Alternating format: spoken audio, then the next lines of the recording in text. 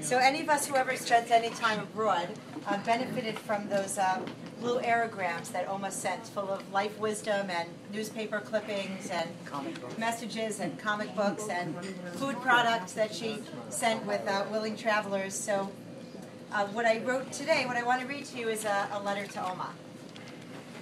Dear Oma, it's been a long time since I've written you a letter, and as I put pen to paper, I'm transported back to the vistas of my childhood, opening those blue aerograms in Israel to read your important clippings from the New Republic, regards for relatives I had not yet met, and countdowns to how many more weeks before you and Opa could go to fresh air in Tannersville, and messages on how to live an ethical life.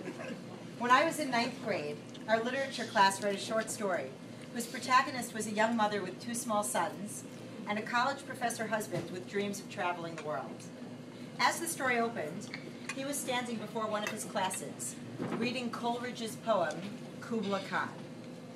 In Xanadu did Kubla Khan a stately pleasure-domed decree, and as he finished the stanza, down to a sunless sea, he collapsed, leaving his young wife a widow. In her torment and grief, she sold their modest home, and with the proceeds packed up herself and her sons and set out on a year-long whirlwind journey around the world, trying in her running to leave the pain behind, and perhaps searching for her husband in the shadows of his unfulfilled dreams. Oma, for me this year was that sort of a journey. 12 months ago, we stood around your hospital bed, united in our love and grief as your neshama departed. And I have spent the last year searching for you. I went to Frankfurt and stood at the train station where you bade Opa goodbye in May 1939 as he left for England, and you were still waiting for your papers to come through.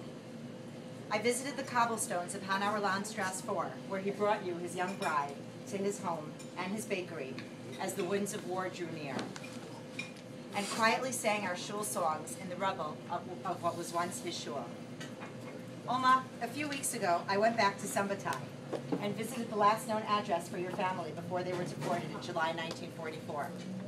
I said to Hillam in the stairwell for your children, grandchildren, and great-grandchildren, and the new generation who will not have met you in person, yet who will grow up hearing stories of who you were and the legacy you left us all.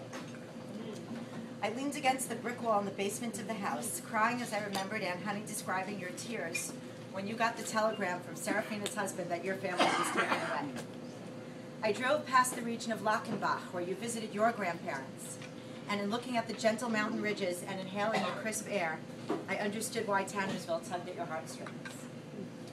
Oma, since I was a small child, I turned to you to share all my important life's milestones.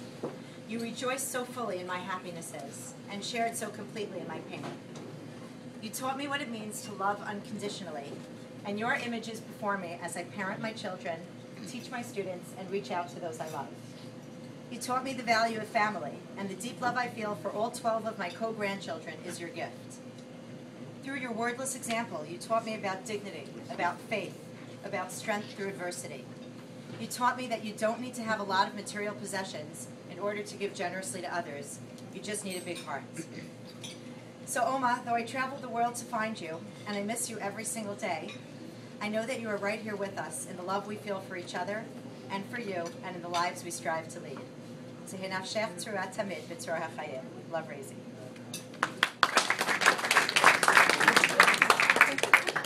Thanks, Raizy.